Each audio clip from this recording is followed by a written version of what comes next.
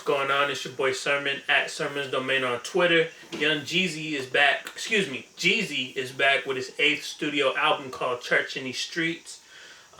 First off, you're gonna notice that it has no rap features. Janelle Monáe and I believe Monica are the only two guest features on the album, and they provide small roles.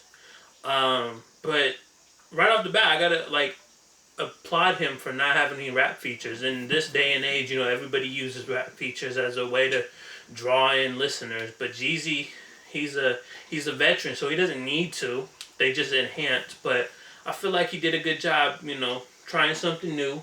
And I gotta say, the album it's long. It's 19 songs, and I feel like the second half kind of falls off. Like the first half is good, but at the same time, I don't feel like Jeezy did anything new with this album.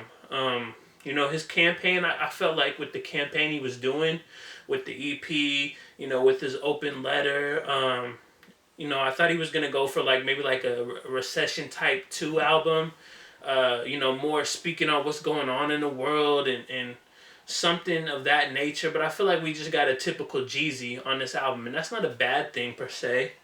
He's not doing anything innovative or too impressive. He's just making the type of music that you expect out of Jeezy, like Grind State.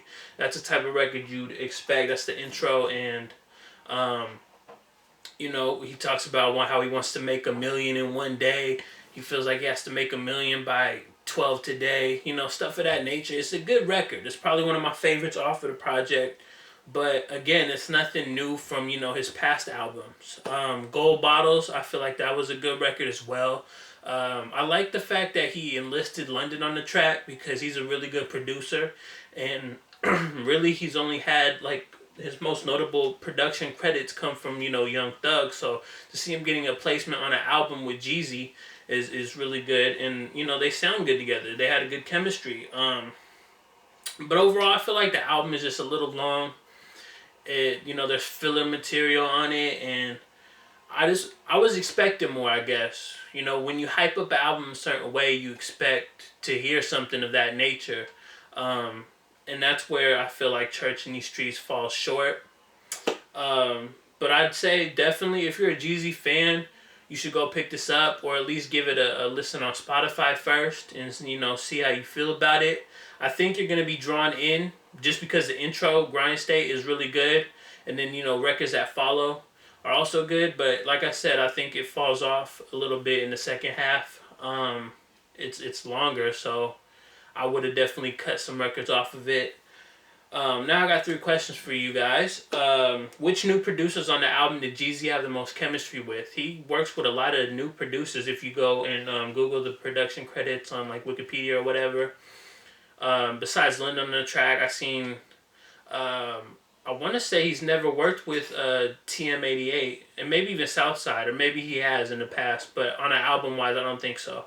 But then there was some other names. There was this other dude, I think his name's Romeo Suave. He has multiple credits on the second half. So he definitely kind of stepped out of, his usual realm and worked with some new producers. So who was the best out of that? Who does he have the most chemistry with? Also, do you think having no rap features helped or hurt the album? Let me know. Finally, was there anything you wanted to see out of Jeezy on this album that he didn't deliver? I spoke on it. I wanted to see it be more political, more talking about everything that's going on in the world, because that's kind of what I felt he was hinting at. But regardless, Jeezy's at a point in his career where he's taking a little bit of risk, putting no rap features on here. Church in These Streets only had those 2 R&B features. So while while the particular album is shorter than, or longer than it should be, there will be gems on this album to, continue to add to his, best of playlist, I guess, if you want to put it that way. So yeah, those are my thoughts on Jeezy's Church in These Streets. Let me know your thoughts in the comment section below. And then like the video, subscribe to the channel if you're not already. Share the video. Follow me on Twitter at Sermon's Domain. As always, thank you for watching. I appreciate your time. And until next time, peace.